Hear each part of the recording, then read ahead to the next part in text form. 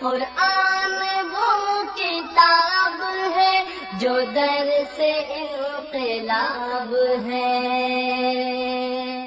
سمجھ کے گر کوئی پڑھے تو نور علی نور ہے۔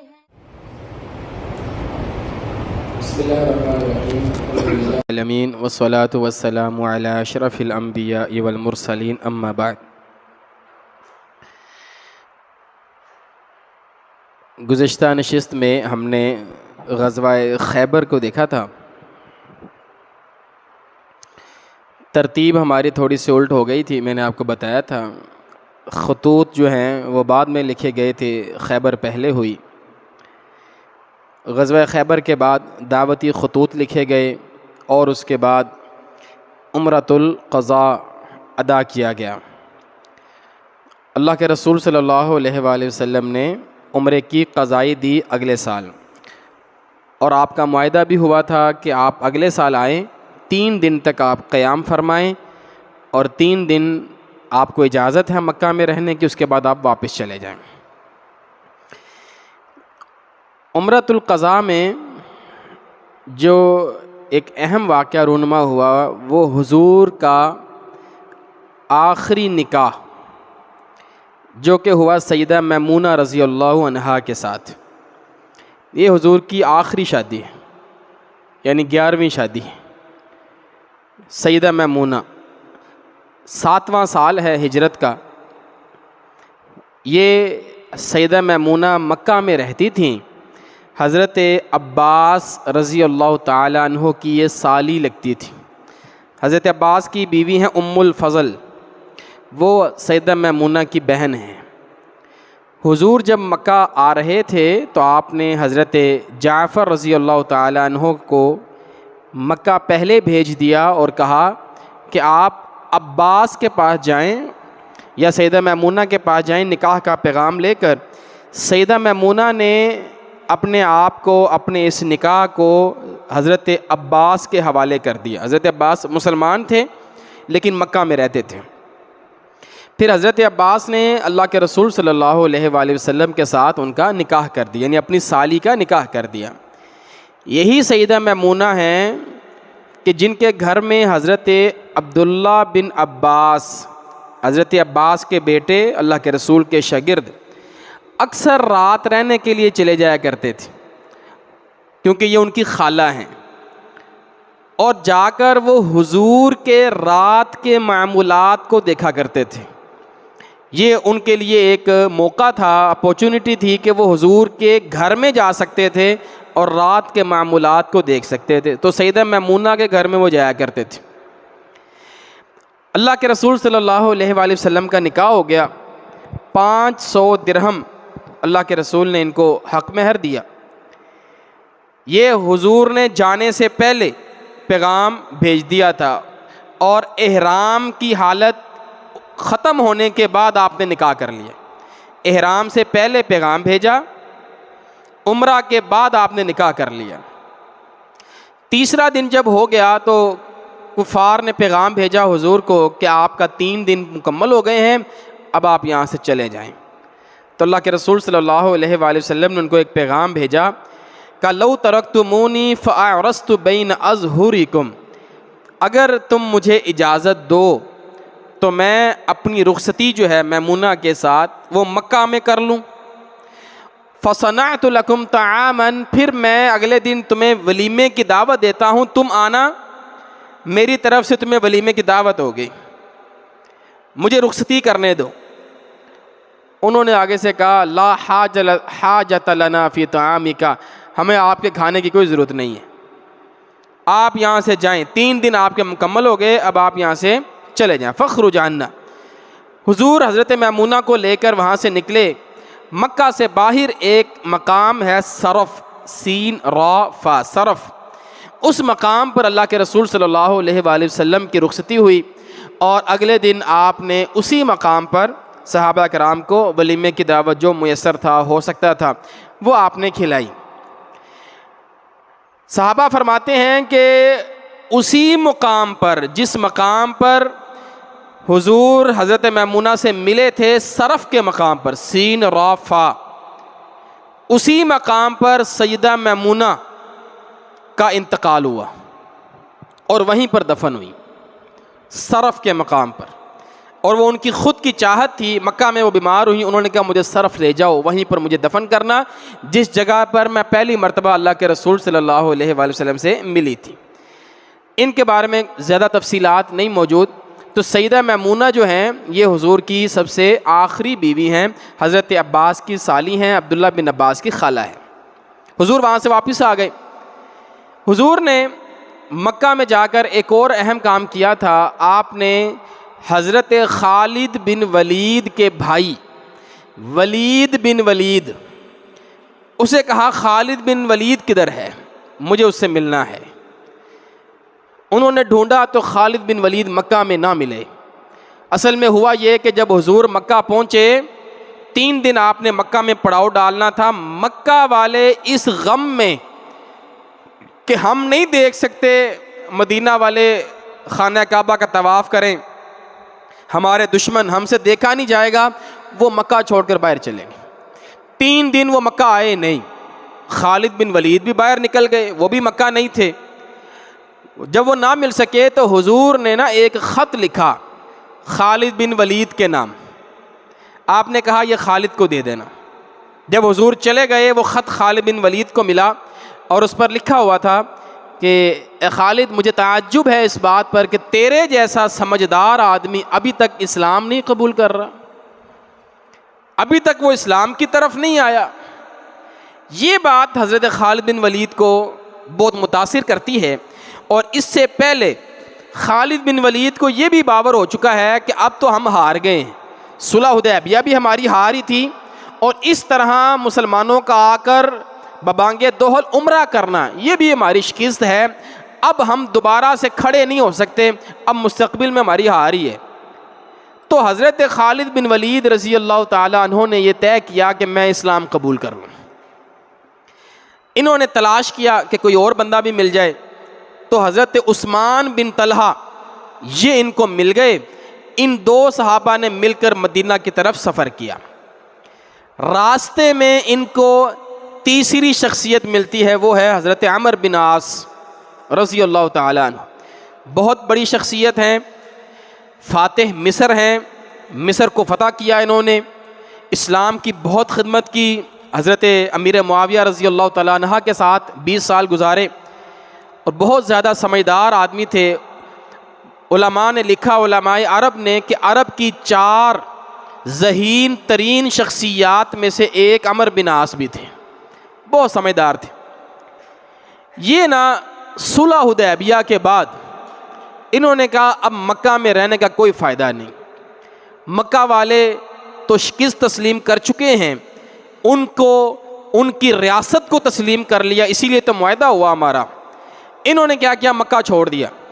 کہا اب کچھ دیر ہی لگنی ہے کہ مدینہ والوں نے مکہ پر بھی قبضہ کر لینا ہے، تو مدینہ والوں کے کنٹرول میں رہنے کی وجہ سے بہتر ہے کہ عیسائیوں کے کنٹرول میں رہ لیا جائے، نجاشی کے کنٹرول میں رہ لیں. عمر بن عاص وہاں سے نجاشی کے پاس حبشہ چلے جاتے ہیں. یہ صلح حدیبیہ کے بعد کی بات کر رہا ہوں ابھی آپ کو، اور یہ 1 سال گزرا ہے ابھی اسی چیز کو. حضرت عمر بن عاص وہاں پہ رہ رہے ہیں. اسی دوران اللہ کے رسول کا خط پہنچا نجاشی کو. دعوتی خطوط جو ہم نے پڑھے، حبشہ میں خط جو اللہ کے رسول نے لکھا، وہ خط لے کر حضور کا سفیر نجاشی کے دربار میں پہنچا. عمر بن عاص اس وقت نجاشی کے دربار میں بیٹھے تھے. جب حضرت رسول اللہ صلی اللہ علیہ وسلم کا سفیر آیا خط لے کر، انہوں نے جب دیکھا کہ یہ مدینہ سے آیا ہے، یہ نجاشی کے پاس گئے اور جا کر کہنے لگے یہ محمد کا بھیجا ہوا ساتھی ہے صلی اللہ علیہ وسلم، اس نے ہمارے ساتھ بڑی زیادتی کی ہے، ہمارے بندے مارے ہیں، آپ اس سفیر کو میرے حوالے کر دیں، میں ایسے قتل کر دوں گا، ہمارا بدلہ ہو جائے گا. اب سفیر کو قتل کرنا یہ ایک بہت بڑا جرم تھا، اخلاقی طور پر بالکل یہ چیز جائز نہیں تھی، کافروں کے ہاں بھی صحیح نہیں تھا. اور اوپر سے نجاشی جو ہے وہ مسلمان ہے. جیسے ہی عمر بن عاص نے یہ بات کی، نجاشی چونکہ بادشاہ تھا، اس نے مکہ بنا کر عمر بن عاص کے ناک پہ مارا، عمر بن عاص کے ناک سے خون جاری ہو گیا اور کہا ذلیل انسان، تجھے پتہ ہے یہ کس کی طرف سے آیا ہے؟ پھر انہوں نے اس کو دعوت دی، کہا کیوں پاگل بنے پھرتے ہو، کیوں نہیں اس کو تسلیم کر لیتے؟ یاد رکھی وہ وقت دور نہیں ہے کہ مکہ محمد کے کنٹرول میں ہوگا صلی اللہ علیہ وسلم، تمہارے پاس کوئی اور چوائس نہیں ہے، کوئی دوسری چوائس نہیں ہے تمہارے پاس۔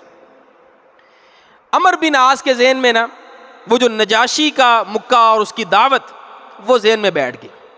انہوں نے بھی پھر فیصلہ کیا، اللہ تعالیٰ نے ہدایت دی، انہوں نے فیصلہ کیا کہ میں مدینہ جاؤں اور اللہ کے رسول کے ہاتھ پر بیعت کر لوں۔ یہ حبشہ سے نکلے، خالد بن ولید اور عثمان بن طلحہ مکہ سے نکلے۔ عمر بن عاص راستے میں دیکھتے ہیں کہ ایک خیمہ لگا ہوا ہے، کون ہے اس کے اندر؟ قریب جا کے دیکھا تو خالد بن ولید اور عثمان بن طلحہ۔ آپ نے پوچھا خالد کدھر کا ارادہ ہے، کہاں جا رہے ہو؟ تو خالد بن ولید کون سا کسی سے ڈرتے تھے، کہنے لگے مدینہ جا رہے ہیں۔ کہا کس لیے جا رہے ہو؟ کہا اللہ کے رسول صلی اللہ علیہ وآلہ وسلم کے ہاتھ پر بیعت کرنے کے لیے جا رہے ہیں۔ عمر بن عاص کو جیسے ایک امید مل گئی ہو کہ میرا ایک اور ساتھی اور وہ بھی خالد بن ولید، انہوں نے بھی بتایا کہ میں بھی اللہ کے رسول کے ہاتھ پہ بیعت کرنے کے لیے جا رہا ہوں۔ بہت خوش ہوئے، تینوں ایک دوسرے کو ملے اور پھر تینوں نے اکٹھا سفر کیا مدینہ کی طرف۔ ادھر انہوں نے اپنا ولید بن ولید اپنے بھائی کو پیغام بھیجا، وہ ان کا استقبال کرنے کے لیے باہر آئے۔ انہوں نے بتایا خالد بن ولید کو کہ حضور کو معلوم ہے تمہارے آنے کا، حضور تمہارا انتظار کر رہے ہیں۔ خالد بن ولید نے گھوڑا دوڑایا، تیز گھوڑا کر کے یہ تینوں اکٹھے اللہ کے رسول صلی اللہ علیہ وآلہ وسلم کے پاس حاضر ہوئے اور آپ کے پاس انہوں نے اسلام قبول کیا۔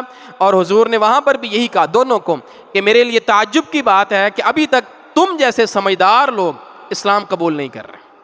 پھر یہ تینوں صحابہ اسلام قبول کر لیتے۔ ان میں دو بڑی شخصیت ہیں، عمر بن عاص یہ مصر کے فاتح ہیں، اور خالد بن ولید رضی اللہ تعالیٰ عنہ کو تو آپ جانتے ہی ہیں کتنی فتوحات انہوں نے کی ہیں۔ یہ اسی دوران میں مسلمان ہوئے ہیں، عمرۃ القضاء کے بعد۔ یہ میں نے اس لیے ذکر کیا ہے کہ اگلی جو جنگ ہے، جو اگلی لڑائی ہے، اس میں حضرت خالد بن ولید رضی اللہ تعالیٰ عنہ کا بڑا اہم کردار ہے۔ تو وہ درمیان میں بھی بات مس ہو جانی تھی کہ حضرت خالد بن ولید مسلمان کیسے ہوئے۔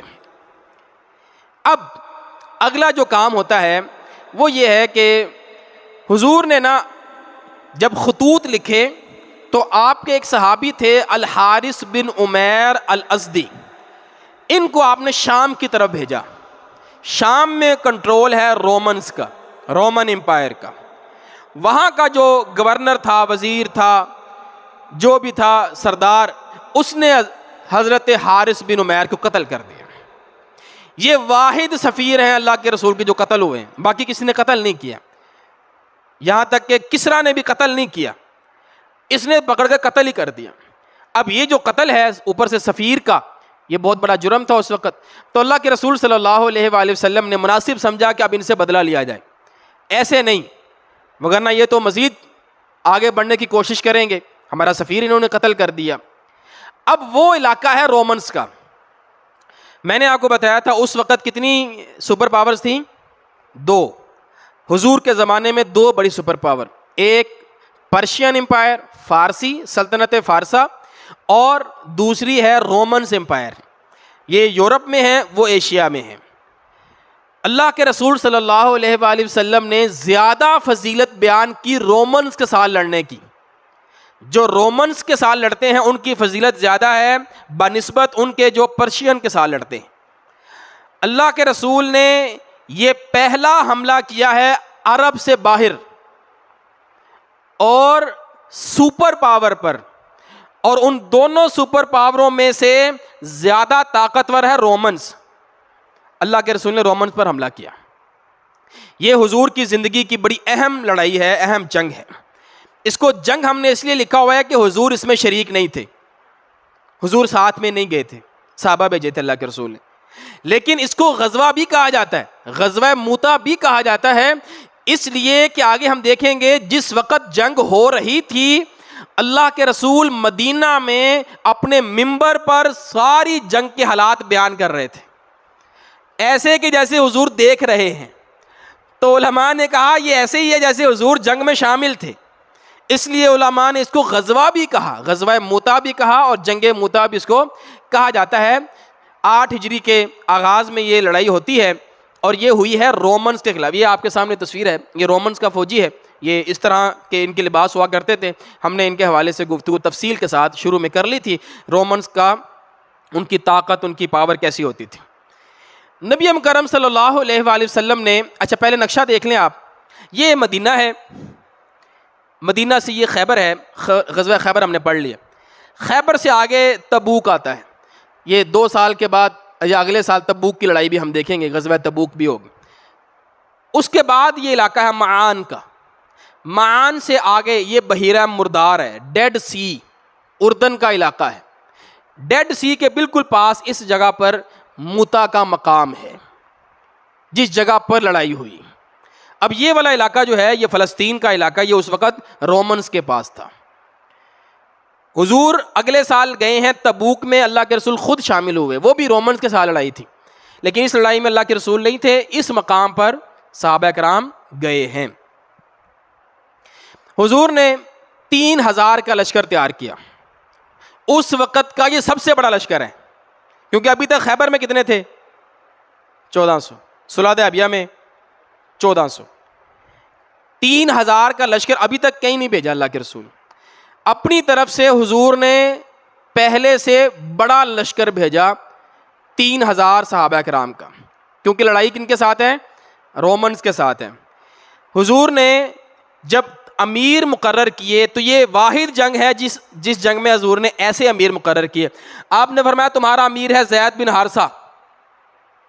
یہ کون ہے؟ حضور کے منہ بولے بیٹے زید بن حارثہ۔ لڑائی کن سے ہے؟ رومن سے۔ کس کو بھیجا اللہ کے رسول نے؟ اپنے منہ بولے بیٹے کو، سپہ سالار بنا کر بھیجا۔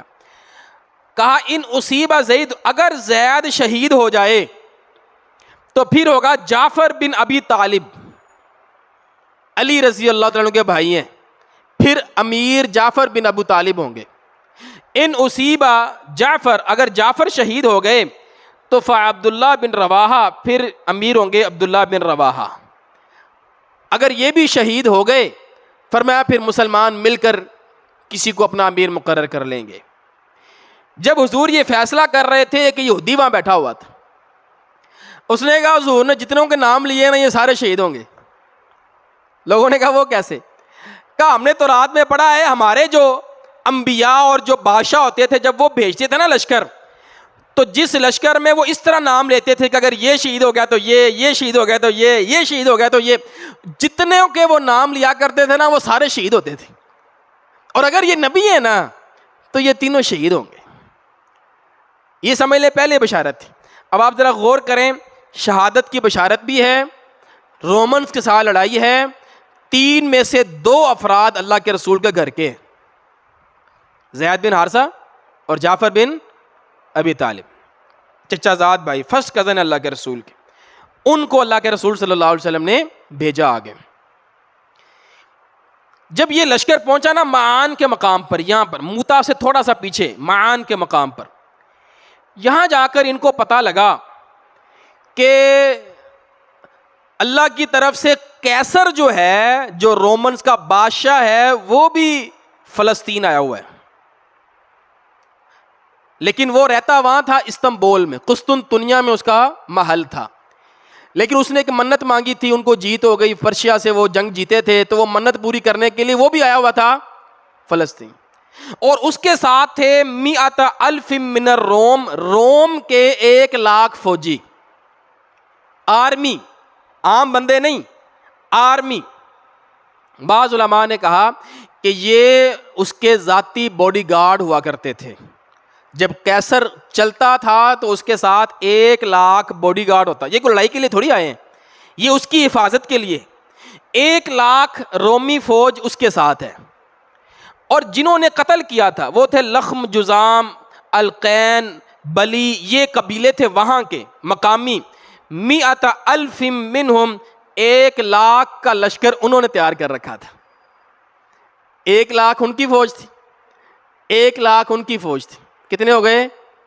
یہ کہاں پتہ لگا ان کو؟ معان کے مقام پر، بالکل موتا کے پاس جا کر. اب جب ان کو پتہ لگا نا تو صحابہ کرام بیٹھ گئے, انہوں نے مشورہ کیا کہ بھئی کیا کریں, ہم تو ہیں 3,000 اور یہ ہیں 2 لاکھ اور ہیں بھی سارے اسلحہ کے ساتھ مسلح, ٹرینڈ یافتہ, اس وقت کی سپر پاور. تو کہیں ایسا کرتے ہیں ہم نا اللہ کے رسول کو خط لکھتے ہیں, نکتب الی رسول اللہ, اللہ کے رسول کو خط لکھتے ہیں, حضور کو تعداد بتاتے ہیں کہ بھائی یہ تو 2 لاکھ ہیں, اللہ کے رسول صلی اللہ علیہ وآلہ وسلم یا تو پیچھے سے ہمارے لیے کمک بھیجیں گے, مدد بھیجیں گے اور لوگوں کو بھیجیں گے, کوئی 5-10 ہزار صحابہ اور آ جائیں گے, یا اللہ کے رسول ہمیں کوئی اور حکم دیں گے. ہمیں نا حضور سے مشورہ کرنا چاہیے, 3,000 کا 2 لاکھ سے لڑنا مناسب نہیں, یہ تو سیدھی سیدھی شہادت ہے. جب یہ بات ہو رہی تھی نا, عبداللہ بن رواحہ, یہ کون ہے, پیچھے ان کا نام آیا, تیسرے کمانڈر عبداللہ بن رواحہ, یہ کہنے لگے یا قومی, اے میری قوم بات سنو, واللہ ان التی تکرہون, جس چیز سے تم ڈر رہے ہو, التی خرجتم تطلبون الشہادہ, جس شہادت سے تم ڈر رہے ہو وہی شہادت تو ہمیں نکال کر لائی ہے, اسی کی طلب میں تو ہم آئے ہیں, اور اب جب شہادت سامنے نظر آ رہی ہے تو تم کہتے ہو واپس چلے جاؤ. یہی ڈھونڈنے کے لیے تو ہم آئے تھے, ہم کوئی مال غنیمت کے لیے تھوڑی آئے ہیں, رومنس کو یا ان کو لونڈیاں بنانے کے لیے تھوڑی آئے ہیں, ہم تو شہادت کے لیے آئے ہیں. پھر کہا وما نقاتل الناس بعدد, ہم لوگوں سے تعداد کے ساتھ لڑائی نہیں کرتے, ولا قوت, نہ قوت کے ساتھ, ولا کثرت, نہ کثرت کے ساتھ, ما نقاتلہم الا بہذا الدین, ہم تو اس دین کے ساتھ ان کے ساتھ لڑائی کرتے ہیں, الذی اکرمنا اللہ بہ, جو دین اللہ نے ہمیں دیا ہے. ہم تو دین کے ساتھ لڑتے ہیں, ایمان کے ساتھ لڑتے ہیں, ہم قوت کے ساتھ نہیں لڑتے. فانطلقوا فانما ہی احدی الحسنیین, چلو چلو آگے, چلو آگے, 2 خوشخبریاں تمہارا انتظار کر رہی ہیں, یا تو وہ تمہارے اوپر غالب آئیں گے, تم شہید ہو جاؤ گے, شہادت ہے, یا تم غالب آؤ گے تو تم غازی بن جاؤ گے. دونوں میں تمہارے لیے خوشخبریاں ہیں, واپس نہیں جانا. جب حضرت عبداللہ بن رواحہ نے ان کو موٹیویٹ کیا, اب یہ دیکھیں کہ موٹیویشن کی ضرورت صحابہ کرام کو بھی ہوتی تھی اور ایسے مراحل پر بھی ہوا کرتی تھی. تو حضرت عبداللہ بن رواحہ نے ان کو موٹیویٹ کیا, وہ فوراً تیار ہو گئے, واللہ صدق ابن رواحہ, ابن رواحہ تم سچ کہتے ہو, چلو ہم لڑیں گے جا کر. یہ پھر آگے لڑنے کے لیے نکلے. یہ وہ مقام ہے جس مقام پر مارکا ہوا تھا, یہ وہ جگہ ہے, یہ مقام ہے جہاں پر دا سائٹ آف موتا, اس جگہ پر لڑائی ہوئی تھی. آج بھی جگہ موجود ہے, لوگ جاتے, جیسے بدر موجود ہے, احد موجود ہے, موتا بھی موجود ہے. یہ 3,000 لڑ پڑے 2 لاکھ کے ساتھ. صحابی فرماتے ہیں اللہ کے رسول صلی اللہ علیہ وآلہ وسلم صعید المنبر, ممبر پر چڑھے, آپ نے کہا لوگوں کو آواز دو, الصلاۃ جامعہ, لوگوں اکٹھے ہو جاؤ. سارے لوگ اکٹھے ہو گئے. حضور نے فرمایا کیا میں تمہیں خبر دوں اس جیش کی, اس فوج کی, لشکر کی جو ابھی ہم نے بھیجا ہے؟ جی ہاں. صحابہ کرام نے کہا جی ہاں حضور بتائیے. کہ انطلقوا فلقوا العدو, کہ یہ لوگ نکلے اور ان کو دشمن وہاں سے ملے, یہ لڑے. فاصیب زید شہیدا, کا ابھی ابھی زید شہید ہو گئے. یہ حضور بعد میں نہیں خبر دے رہے, یہ لائیو خبر دے رہے اللہ کے رسول صلی اللہ علیہ وسلم. اس وقت آپ نے فرمایا زید جو ہے وہ شہید ہو گئے. بڑی لطف کی ایک حدیث ہے, جب صحابی واپس آئے نا اس سے جنگ سے واپس آئے, تو ایک صحابی کہیں گے حضور میں آپ کو جنگ کے حالات بیان کروں؟ حضور نے کہا میں تجھے بیان کروں؟ وہ کہنے لگے حضور آپ ہی بیان کریں پھر. تو اللہ کے رسول نے ان کو حالات بیان کیے نا, ایسے ایسے ہوا. وہ کہنے لگے حضور آپ نے بالکل ٹھیک بتایا, جیسے آپ کہہ رہے ہیں ایسے ہی ہوا تھا. تو یہ لائیو اللہ کے رسول صلی اللہ علیہ وسلم دیکھ رہے تھے, اسی لیے علماء نے کہا یہ غزوہ ہے. کیا زید شہید ہو گئے ہیں, استغفروا لہ, اس کے لیے استغفار کرو. سب صحابہ نے, لوگوں نے حضرت زید بن حارثہ کے لیے استغفار کیا. اچھا کل بھی ہماری ایک جگہ بات ہو رہی تھی, کیا شہید کو بھی استغفار کی ضرورت ہوتی ہے؟ کیا صحابی کو بھی استغفار کی ضرورت ہوتی ہے؟ حضور خود کہہ رہے ہیں استغفروا لہ, بھائی اس کے لیے استغفار کرو. صرف نبی ہیں, انبیاء ہیں جن کو استغفار کی ضرورت نہیں ہوتی. باقی انبیاء کے بعد ہر ہستی کو استغفار کی ضرورت ہے. تو جو ہے نا ربنا اغفر لنا ولاخواننا الذین سبقونا بالایمان، اللہ ہمیں بھی معاف کر اور ہم سے پہلے جو صحابہ گئے ان کو بھی معاف کر.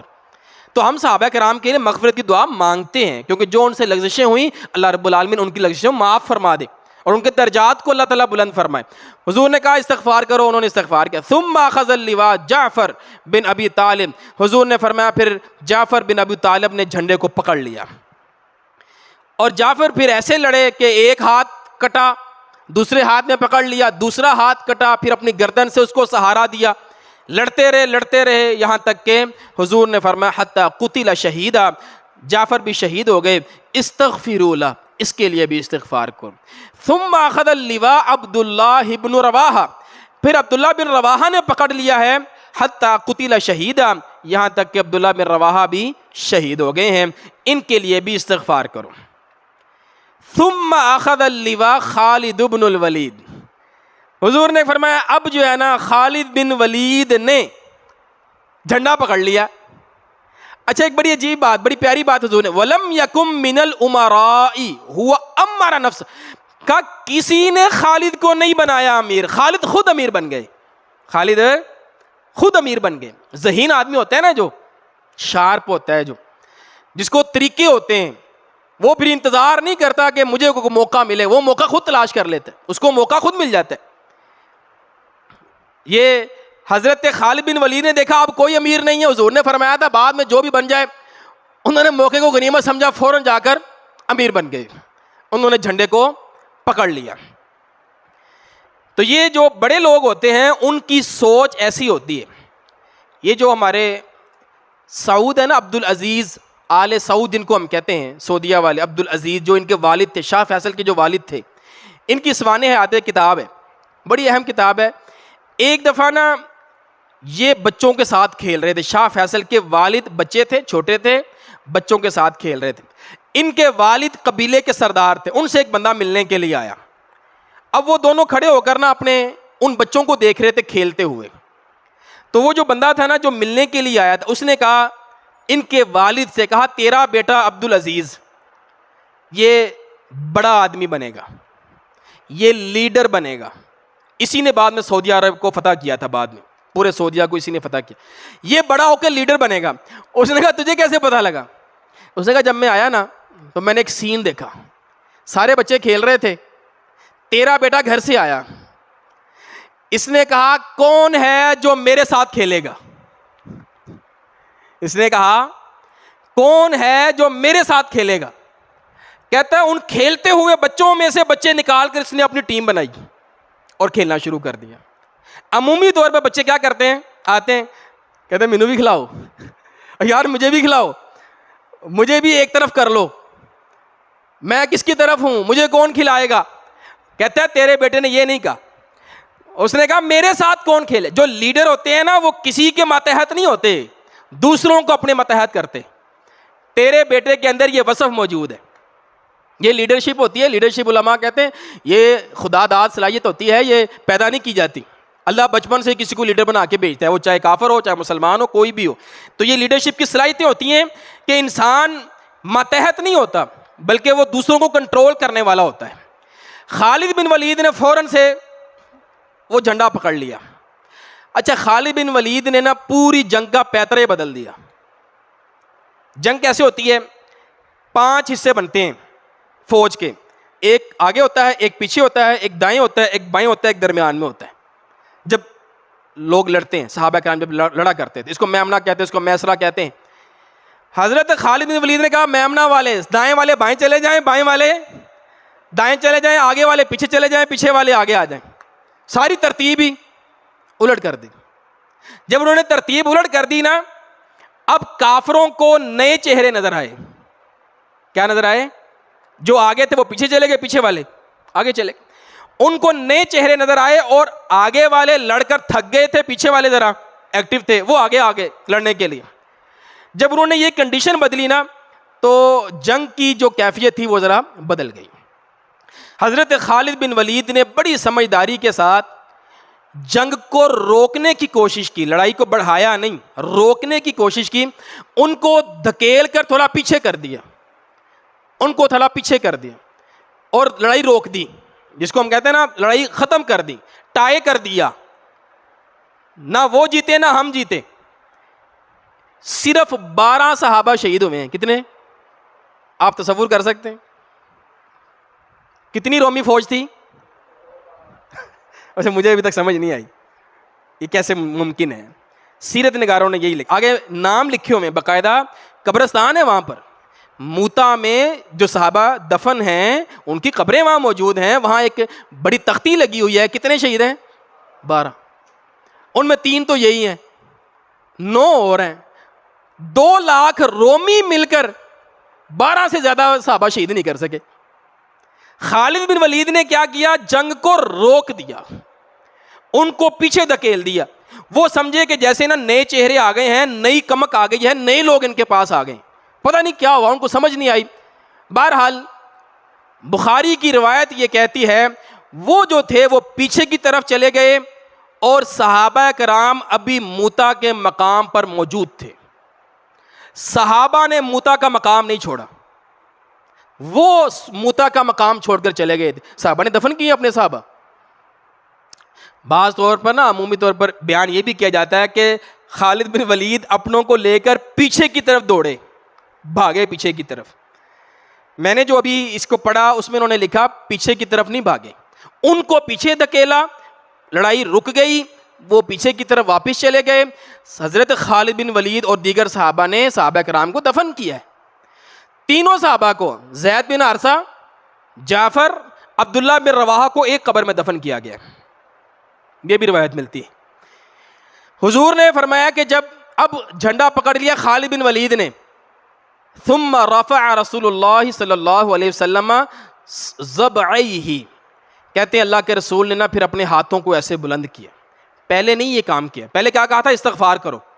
اب جب خالد بن ولید نے عمارت سنبھالی, حضور نے اپنے ہاتھوں کو مزید آگے بلند کیا اور بلند کر کے حضور نے دعا کی, اللہم ہوا سیف من سیوفک انتصر بہ, اللہ اب یہ تو تیری تلواروں میں سے ایک تلوار ہے, اس کی تو مدد فرما, اس کی تو مدد فرما. حضرت خالد بن ولید کی کتنویں جنگ ہے مسلمانوں کے ساتھ؟ پہلی لڑائی ہے, پہلی لڑائی ہے. اور پہلی لڑائی میں ان کو لقب کیا ملا؟ سیف من سیوف اللہ, اس کا مطلب بنتا ہے سیف اللہ. حضرت صحابی فرماتے ہیں, عبداللہ بن عمر ہیں, کہا اس دن کے بعد سمی خالد بن الولید سیف اللہ, خالد بن ولید کا لقب ہم نے ڈال دیا سیف اللہ. تو یہ پہلی جنگ میں ہی خالد بن ولید کو لقب مل گیا, اتنے قابل آدمی تھے. ایک روایت میں الفاظ یہ, صحیح بخاری کی روایت ہے, عیناہ تذریفان, جب حضور یہ دعا کر رہے تھے, صحابہ کے شہادت بتا رہے تھے, حضور کی آنکھوں میں آنسو تھے. پھر آپ نے یہی کہا کہ اب سیف من سیوف اللہ, اللہ کی تلوار نے جھنڈے کو پکڑ لیا ہے, حتی فتح اللہ علیہم, یہاں تک کہ اللہ نے خالد کے ہاتھوں سے ہمیں فتح دی ہے. اللہ کے رسول کیا کہہ رہے ہیں؟ فتح کس کو؟ یہ تو یہ کیا بھاگے ہیں؟ اللہ کے رسول کہہ رہے ہیں فتح. صحیح بخاری کی روایت ہے 42 نمبر 4262, حضور نے کہا کہ یہ جیت گئے ہیں. اور ان کی فتح یہاں سے بھی ثابت ہوتی ہے کہ یہ مقام چھوڑ کر نہیں بھاگے, یہ اسی مقام پر کھڑے ہیں. اس کی دلیل کیا ہے؟ 4265 نمبر حدیث ہے بخاری کی. حضرت عبداللہ بن عمر رضی اللہ تعالیٰ عنہ اس کے راوی ہیں, وہ فرماتے ہیں میں بھی غزوہ موتا میں شامل تھا. جب جنگ بند ہو گئی, اچھا نہیں, یہ روایت ویسے حضرت خالد بن ولید کی ہے. خالد بن ولید کہتے ہیں موتا والے دن میرے ہاتھوں سے 9 تلواریں ٹوٹی. کتنی؟ 9 تلواریں. اور بالآخر میرے پاس یمن کی ایک چھوٹی سی تلوار رہ گئی, میں اسی سے لڑتا رہا, کیونکہ سامنے کون ہے؟ رومنز ہیں. 9 تلواریں حضرت خالد بن ولید نے اس لڑائی میں توڑی. ایسے ہی نہیں سیف اللہ کا لقب مل گیا, اب ملتا ہے سیف اللہ کا لقب. حضرت عبداللہ بن عمر فرماتے ہیں کنت فیہم فی تلک الغزوہ, اس غزوہ میں بھی موجود تھا. فلتمسنا جعفر بن ابی, ہم نے جعفر بن ابی طالب کو تلاش کیا جنگ کے بعد ہی تلاش کیا ہوگا نا. ہم نے ان کو تلاش کیا فوجدناہ فی القتلی، ہم نے ان کو شہداء میں پایا. ووجدنا ما فی جسدہ بضع وتسعین، اور ہم نے جعفر کے جسم پر 90 سے زیادہ زخم دیکھے. 90 سے زیادہ زخم دیتے، تلوار کے، تیر کے، نیزے کے. اور آگے فرماتے ہیں لیس منہا شیء فی ظہرہ، ایک بھی نشان کمر پہ نہیں تھا، سارے سینے پر تھے. کتنے نشان ہیں؟ 90. اور سارے سینے، یعنی اپنے آگے انہوں نے لیا ہے، پیچھے نہیں. تو کیسے کہہ سکتے ہیں بھاگے ہیں یہ لوگ؟ حضرت عبداللہ بن عمر رضی اللہ تعالیٰ عنہ ہی کے بارے میں آتا ہے، صحیح بخاری میں روایت ہے کہ یہ حضرت جعفر کے بیٹے، ایک عبداللہ بن جعفر بھی تھے، یہ پتہ نہیں کون سے بیٹے ہیں. حضرت عبداللہ بن عمر جب بھی حضرت جعفر کے بیٹوں کو بلاتے تھے نا، ان سے سلام کرتے تھے، کہتے تھے السلام علیکہ یبن ذی الجناحین، سلامتی ہو تم پر اے 2 پروں والے کے بیٹے، اے 2 پروں والے کے بیٹے. پروں والے کون ہیں؟ حضرت جعفر. ان کا لقب کیا ہے؟ طیار. مجھے وہ روایت نہیں مل سکی، اللہ کے رسول صلی اللہ علیہ وسلم کی طرف منسوب ہے کہ حضور نے فرمایا ان 2 ہاتھوں کے بدلے اللہ تعالیٰ نے ان کو 2 پر عطا فرمائے جنت میں.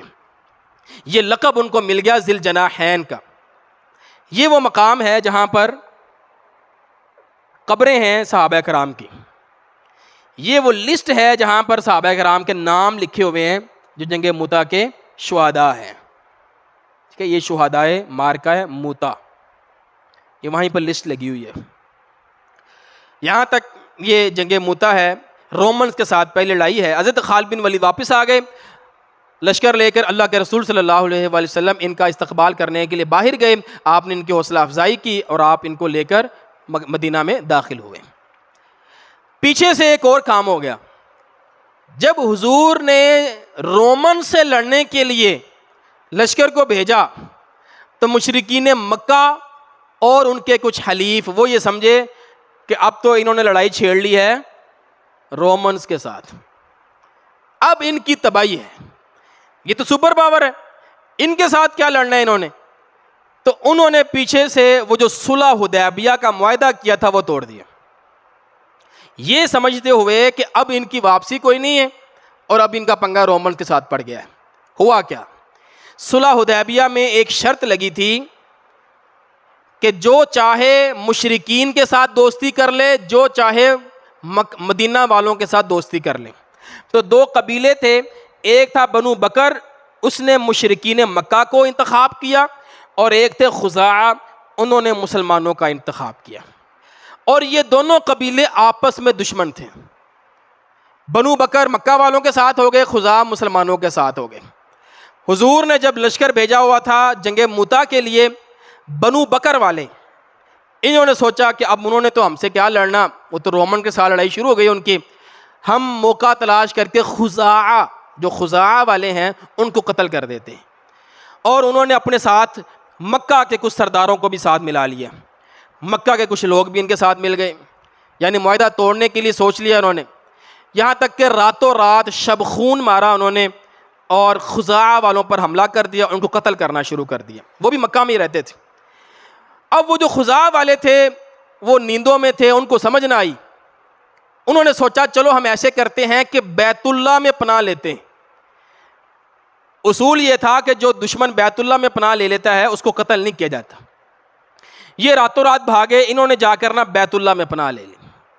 اب جو بنو بکر کا بڑا تھا، سردار تھا، اس کو لوگوں نے کہا یا نوفل انا قد دخلنا الحرام، اب ہم حرم میں داخل ہو گئے، یہ تو حرمت والا ہے. الہ کا تمہارا معبود ہے، تمہارا اللہ ہے، تمہارا خدا ہے، ذرا خیال کرو، یہ تو حرم والی جگہ ہے، حرمت والی جگہ ہے. وہ آگے سے کہتا ہے لا الہ لہ الیوم، آج کوئی الہ نہیں ہے. وہ اتنا غصے میں تھا، اتنا جذبات میں تھا، اس نے کہا آج کوئی الہ نہیں ہے. یا بنی بکر، اپنے قبیلے والوں سے کہا پریشان لڑو، مارو ان کو، خانہ کعبہ کے اندر ہی مارو ان کو. اور پھر کہا فلعمری، مجھے میری عمر کی قسم ہے انکم لتسرقون فی الحرم، تم حرم میں چوری نہیں کرتے. اب اس نے تانا مارا ان کو، تم حرم میں چوری نہیں کرتے، آج میں نے قتل کرنے کا کہہ دیا تو تمہیں کیا ہوا ہے؟ یعنی وہ پہلے چوری بھی کرتے تھے. انہوں نے کہا چھوڑو آج اس کی کوئی حرمت نہیں ہے, آج تم ان کو قتل کرو. انہوں نے خانہ کعبہ کے اندر ان خزاع والوں کو قتل کیا. اب یہاں سے انہوں نے اپنا جو معاہدہ تھا وہ توڑ دیا. اسے کہتے ہیں عہد شکنی. ابھی 2 سال مکمل نہیں ہوئے, انہوں نے معاہدہ توڑ دیا. خزاع والے جو بچ گئے وہ گئے اللہ کے رسول صلی اللہ علیہ وآلہ وسلم کے پاس. انہوں نے کہا حضور ہمارے ساتھ زیادتی ہوئی ہے, ہم آپ کے حلیف ہیں, آپ ہمارا بدلہ لیں. اللہ کے رسول نے ان سے کہا تمہاری مدد کی جائے گی, نصرتا یا عمرو بن سالم, تمہاری مدد کی جائے گی. اور اتنے میں نا ایک بادل آئے, گرجے, بارش ہوئی. اللہ کے رسول نے فرمایا ان هذه الصحابہ لتستحل بنصر بنی کعب, یہ بادل اس چیز کو بیان کر رہے ہیں, اس چیز کی بشارت دے رہے ہیں کہ تمہاری مدد کی جائے گی. اب اللہ کے رسول نے فیصلہ کیا کہ ہم تمہاری مدد کریں گے. حضور نے ایک سفیر بھیجا اپنے صحابی کو, حضرت زمرہ کو, جاؤ مکہ والوں کے پاس, ان سے کو تم نے زیادتی کی ہے, اگر تم چاہتے ہو تو ہم معاہدے کی تجدید کر لیتے ہیں, ہم نیا معاہدہ کر لیتے ہیں, اور تم ان کی دیت دو. جتنے بندے مرے ہیں نا ان کی دیت دو. ایک بندے کی دیت کتنی ہوتی ہے؟ 100 اونٹ. تم ان کی دیت دو, صلح کرو, اور ہم جو ہے نا وہ تمہارے ساتھ معاہدہ نیا کر. انہوں نے کہا ہمیں کوئی معاہدے کی ضرورت نہیں ہے. انہوں نے معاہدے سے انکار کر دیا. جب انہوں نے معاہدے سے انکار کیا, انہی دنوں میں ہند بنت عتبہ ابو سفیان کی بیوی ہیں, ہند, بعد میں مسلمان ہو گئی, جنہوں نے حضرت حمزہ کو قتل کروایا تھا. ان کو ایک خواب آیا. انہوں نے دیکھا کہ مکہ کے باہر سے خون کا ایک ریلا مکہ کی طرف آ رہا ہے. یہ بڑی پریشان ہوئی. صبح اٹھ کے انہوں نے بتایا اپنے ساتھیوں کو, اپنے شوہر کو, سب کو جب بتایا تو انہوں نے کہا یہ تو کام خراب ہو گیا ہے, ہم نے معاہدہ توڑ دیا ہے. وہ کہہ بھی رہے تھے معاہدے کی تجدید, ہم نے پھر نہیں کی, اب لگتا ہے ہمارے ساتھ کوئی برا ہوگا. انہوں نے ابو سفیان کو تیار کیا, کہا تم مدینہ جاؤ اور جا کر معاہدے کی تجدید کرو, کہو ہم شرمندہ ہیں, ہم سے غلطی ہوئی, ہم معاہدے کی تجدید کرتے ہیں, دوبارہ سے معاہدہ کرتے ہیں. ابو سفیان تیار ہو گئے, وہ مدینہ پہنچے. جب وہ مدینہ گئے تو مدینہ میں ان کی ایک بیٹی ہیں, کیا نام ہے ان کا؟ سیدہ ام حبیبہ, اللہ کے رسول کی زوجہ ہیں, بیوی ہیں. تو یہ سب سے پہلے سیدھا حضرت ام حبیبہ کے گھر گئے مدینہ میں. چونکہ ابھی معاہدہ ہے, لڑائی نہیں ہے, ابھی حضور نے اعلان نہیں کیا کہ تم سے لڑائی کرنی ہے ہم نے, اس لیے ان کو کچھ نہیں کہا گیا. یہ آئے ام حبیبہ کے گھر گئے, تو جب یہ بیٹھنے لگے نا تو حضرت ام حبیبہ نے ان کو حضور کے بستر پر بیٹھنے نہیں دیا. کہا نہیں پیچھے ہٹ جاؤ, ادھر نہیں بیٹھنا آپ نے. تو کہنے لگے یا بنیا, یہ یا بنیا کا جو لفظ ہے نا اس میں ہے میری پیاری بیٹی. یہ بڑا پیارا لفظ ہے, اے میری پیاری بیٹی. ما ادری, کیا بات ہے, کیا میں اس بستر کے لائق نہیں ہوں یا یہ بستر میرے لائق نہیں ہے؟ کیا بات ہے؟ اب غرور تکبر تھا نا اپنے اندر, تو کہنے لگے بستر میرے لائق نہیں ہے یا میں بستر کے لائق نہیں ہوں. تو بات سنیے ذرا, کہتی ہوا فراش رسول اللہ, یہ اللہ کے رسول کا بستر ہے. وَأَنْتَ رَجُلٌ مُشْرِكٌ نَجَسٌ, اور آپ ہیں مشرک پلید. نجس کسے کہتے ہیں؟ ناپاک کو. اب ایک بیٹی اپنے باپ کو کہہ رہی ہے, چونکہ وہ دشمن تھے اللہ کے رسول صلی اللہ علیہ وسلم کے, بڑا نقصان پہنچاتے تھے. ام حبیبہ حضور کی بیوی تھی, کہنے لگی آپ مشرک ہیں اور آپ نجس. انما المشرکون نجس, اللہ نے قرآن میں کہہ دیا نجس ہے. ولم احب, میں اس چیز کو پسند نہیں کرتی کہ آپ مشرک ہو کر, نجس ہو کر اللہ کے رسول کے پاکیزہ بستر پر بیٹھے. غصہ آ گیا, کہنے لگے واللہ لقد اصابک یا بنیۃ بعد شر, جب سے تو ہمارے پاس سے گئی ہے نا, جب وہ مسلمان ہو گئی تھی, ہجرت کر کے چلی گئی تھی حبشہ, کافی عرصہ گزر گیا جب یہ ملی ہیں, تو کہنے لگے جب سے تمہارے پاس سے گئی ہے لگتا ہے تیرا دماغی سیٹ اپ جو ہے نا وہ ہل گیا ہے, ذرا تھوڑا خراب ہو گیا ہے. یہ رویہ کون اپناتا ہے اپنے باپ کے ساتھ؟ یہ کیا کرنا وہاں سے نکل گئے. اللہ کے رسول کے پاس آئے, مسجد نبوی میں حضور تشریف فرما ہے. آ کر حضور سے کہنے لگے جی ہم آپ سے معاہدہ کرنا چاہتے ہیں, تجدید معاہدہ کرنا چاہتے ہیں. حضور نے کوئی بات نہیں کی. فلم یرد علیہ شیء, حضور خاموش بیٹھے, آپ نے کوئی بات نہیں کی. جب اس نے دیکھا حضور کی طرف سے کوئی جواب نہیں مل رہا, تو سوچا کسی اور کے پاس جا کر دیکھتا ہوں، تو ذہن میں خیال آیا جاتا ہوں ابو بکر کے پاس۔ حضرت ابو بکر کے پاس گئے، ان سے بات کی تو انہوں نے پوچھا کہ اللہ کے رسول سے بات ہوئی ہے؟ کہا ہوئی ہے، لیکن حضور نے کوئی جواب نہیں دیا۔ کہا ما انا بفاعل، میں کیا کر سکتا ہوں جب حضور نے کوئی جواب نہیں دیا، میرے اختیار میں کچھ نہیں ہے، جو کرنا ہے حضور نے کرنا۔ وہاں سے نکلے، کہا آپ کہاں جاؤں؟ کہا عمر کے پاس جاتا۔ کہا عمر کے پاس جاتا۔ حضرت عمر کے پاس آئے، کہا بھی اس طرح بات کرو۔ حضرت عمر کہنے لگے انا اشفع لکم الی رسول اللہ، اچھا میں اب جاؤں تمہاری سفارش کرنے اللہ کے رسول کے پاس؟ میں عمر، میری حالت تو یہ ہے کہ اگر میں چیونٹیوں کو دیکھوں نا تمہارے ساتھ لڑتے ہوئے تو میں ان چیونٹیوں کی مدد کروں گا تمہارے خلاف، اور میرے کو آ گئے ہیں سفارش کروان واسطے، میں تمہاری سفارش کروں گا۔ اس پر اسے بڑا غصہ آیا، کہتا تو صلہ رحمی بھول گیا ہے، ایسے ہے، وہ ہے، فلاں ہے۔ حضرت عمر نے تو سیدھے منہ پہ جواب دے دینا، ان کو کافی برا جواب دیا۔ اب ذرا یہاں پہ رک کر سوچیں، ابو سفیان کو بھی پتہ ہے حضور کے بعد نمبر کس کا؟ ابو بکر کا۔ ابو بکر کے بعد نمبر کس کا؟ عمر کا۔ کس کو پتہ ہے؟ ابو سفیان کو بھی پتہ ہے۔ ترتیب یہی ہے، حضور کی مجلس شورا کے جو دو اہم ارکان ہیں وہ ابو بکر اور عمر ہیں، لیکن حضور سے بڑھ کر یہ کوئی فیصلہ نہیں کر سکتے تھے۔ یہاں سے اٹھا، کہتا آپ کہاں جاؤں؟ کہتے علی کے پاس چلتے ہیں، وہ تو داماد ہیں، شاید وہ کوئی بات کریں۔ حضرت علی رضی اللہ تعالیٰ عنہ کے پاس آئے، حضرت علی بیٹھے ہیں، سیدہ فاطمہ بھی موجود ہیں، حسن و حسین، حضرت حسن بھی موجود ہیں، حسین نہیں حسن بھی موجود ہیں، یہ تینوں افراد موجود ہیں۔ کہنے لگے یا علی، اے علی میں تجھے اپنی قوم میں زیادہ قریب سمجھتا ہوں، صلہ رحمی کے اعتبار سے میں تمہارے پاس ایک مراد لے کر آیا ہوں، حاجت لے کر آیا ہوں، مجھے خالی ہاتھ نہ موڑنا۔ فاشفع لی الی رسول اللہ، اللہ کے رسول کے پاس جاؤ، میری سفارش کرو، معاہدے کی تجدید کرے۔ حضرت علی فرمانے لگے ویحک یا ابا سفیان، برباد ہو تو ابو سفیان، اللہ کے رسول نے فیصلہ کر لیا ہے اور ہمارے اندر طاقت نہیں ہے کہ ہم حضور سے جا کر بات کریں، ہم نہیں بات کر سکتے۔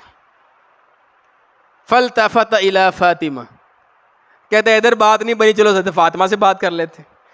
کہتے ہیں سیدہ فاطمہ سے یا بنت محمد، اے محمد کی بیٹی صلی اللہ علیہ وسلم، هل لک ان تعمری بنیک، اے فاطمہ کیا آپ اپنے اس بیٹے حسن کو میرے ساتھ بھیجتے ہیں کہ یہ حسن لوگوں کے سامنے جا کر اعلان کر دے کہ میں نے ابو سفیان کے ساتھ معاہدہ کر لیا ہے؟ کون اعلان کر دے؟ حضرت حسن۔ کہتے ہیں فَيَكُونَ سَيِّدَ الْعَرَبِ إِلَىٰ آخِرِ الدَّهْرِ، اگر یہ اعلان کر دے گا نا تو یہ عرب کا سردار بنے گا، بشارت دی، یہ سردار بنے گا۔ اور واقعی حضرت حسن کے بارے میں اللہ کے رسول نے بھی فرمایا یہ میری امت کا سردار ہے، یہ دو لوگوں میں صلح کروائے گا۔ تو انہوں نے بھی یہی بات کی، کہتے یہ سردار بنے گا، اس کو کہو کہ یہ نا اعلان کر دے لوگوں کے سامنے کہ میں نے معاہدہ کر لیا ہے۔ کیونکہ اصول یہ ہے مسلمانوں میں سے اگر کوئی ایک بندہ بھی کہہ دے نا کہ میں اس کو پناہ دیتا ہوں تو وہ تسلیم کی جاتی ہے۔ حضرت فاطمہ کا جواب واللہ ما بلغ بنی ذاک، کہا نہیں میرا بیٹا ابھی اتنا بڑا نہیں ہوا کہ وہ لوگوں میں جا کے اعلان کر دے، اور دوسری بات اللہ کے رسول صلی اللہ علیہ وآلہ وسلم کے ہوتے ہوئے ہم ان کی مخالفت میں کیسے اعلان کر سکتے؟ ہم نے نہیں اعلان کرنا۔ پھر حضرت علی سے کہنے لگا یا ابا الحسن انی اری الامور قد اشتدت علی فانصحنی، علی بڑا مشکل میں ہم پھنس گئے ہیں، کوئی نصیحت کرو مجھے، کوئی مشورہ دے یار، کریے کی کیا کریں؟ حضرت علی نے موقع مناسب سمجھا، کہا واللہ ما اعلم لک شیئا، کہا میں اور تو کچھ نہیں کہہ سکتا، مجھے بھی کوئی سمجھ نہیں آ رہی، ہاں ایک بات ہے، تم نا خود ایک سردار ہو بنو کنانہ کے، تمہارا اپنا ایک مقام ہے، تم ایسے کرو کہ لوگوں کے درمیان جاؤ، کھڑے ہو اور خود سے اعلان کر دو، خود سے اعلان کر دو کہ لوگوں میں نے معاہدہ کر لیا ہے، ہماری کوئی لڑائی نہیں ہے، میری طرف سے معاہدہ ہو گیا۔ جب تم کہہ دو گے تو یہی کافی ہے۔ اس نے ذرا سوچا، سوچ کے کہا تیری بات تو ٹھیک ہے، اچھا یہ بتا اس سے فائدہ ہوگا؟ یہ جو تیرا مشورہ ہے اس سے فائدہ ہوگا؟ حضرت علی کہیں گے لا واللہ، اللہ کی قسم کوئی فائدہ نہیں ہونا لیکن ما اظن ولکنی لا اجد لک غیر، لیکن اس کے علاوہ اور کوئی حل نظر بھی نہیں آتا مجھے، فائدہ کوئی نہیں ہونا، جب کرنا ہے نا تو یہ کر لے۔ یہ اٹھا مسجد میں پہنچا، لوگ بیٹھے تھے، صحابہ بیٹھے تھے، کہا ایھا الناس انی قد اجرت بین الناس، لوگوں میں معاہدہ کر رہا ہوں، ہم نے معاہدے کی تجدید کر لی ہے، میری طرف سے اعلان ہے، اب کوئی لڑائی نہیں ہے۔ یہ اعلان کر کے حضور بھی بیٹھے ہیں، آپ نے بھی خاموشی سے دیکھا اس کو، آپ نے کوئی جواب نہیں دیا، صحابہ نے کوئی جواب نہیں دیا۔ ثم راکبا، یہ اپنے اونٹ پر سوار ہوئے اور وہاں سے چلے گئے۔ جب واپس آئے نا مدینہ مکہ، تو قریش والوں نے پوچھا بھائی کیا بنا، تم گئے تھے کیا ہوا؟ کہتے جی میں محمد کے پاس گئے صلی اللہ علیہ وسلم، انہوں نے میری بات ہی نہیں سنی، ابو بکر کے پاس گئے، انہوں نے میری بات نہیں سنی، عمر کے پاس گیا، اس نے تو بڑا مجھے جواب دیا، کہا پھر میں علی کے پاس گیا، اس نے نا الین القوم، اس کو میں نے ذرا نرم پایا، اس میں ذرا میرے لیے تھوڑی سی نرمی تھی، اس نے میری بات سنی، بیٹھا میرے پاس، اور اس نے نا مجھے مشورہ بھی دیا۔ کیا مشورہ دیا؟ کہا اس نے مجھے کہا کہ تم خود ہی جا کر اعلان کر دو، تو میں نے نا اعلان کر دیا مسجد میں جا کر۔ وہ مشرک پوچھنے لگے، کہنے لگے اچھا جب تم نے اعلان کیا، کیا محمد صلی اللہ علیہ وآلہ وسلم نے اس اعلان کو قبول کیا، کچھ جواب دیا؟ کہتے لا، نہیں، انہوں نے کوئی جواب نہیں دیا۔ کہتے ویلک واللہ ان زاد الرجل علی ان لعب بک، کہ اللہ کی قسم علی نے تجھے بیوقوف بنایا، علی نے تجھے بیوقوف بنایا، اور تو بیوقوف بن کر آ گیا وہاں سے، اس کا تو کوئی فائدہ نہیں ہے، کوئی اس کا فائدہ ہوا؟ کہتا ہے نہیں، فائدہ کوئی نہیں ہوا، لیکن اس کے علاوہ کوئی اور چارہ بھی نہیں تھا۔ تو یہاں سے یہ ان کا معاہدہ بھی ٹوٹا، یہ نامراد ہو کر واپس بھی آئے۔ اب اللہ کے رسول صلی اللہ علیہ وآلہ وسلم نے پھر مکہ پر حملہ کرنے کی پلاننگ کی، اسے ہم کہتے ہیں غزوہ فتح مکہ یا غزوہ مکہ، تو اس پر انشاءاللہ ہم نیکسٹ بات کریں گے۔ ابھی کچھ ان کے اسباب ہمیں سمجھ آ گیا، تناظر ہمیں سمجھ آ گیا کہ فتح مکہ کیوں ہوئی تھی۔ جزاکم اللہ خیر۔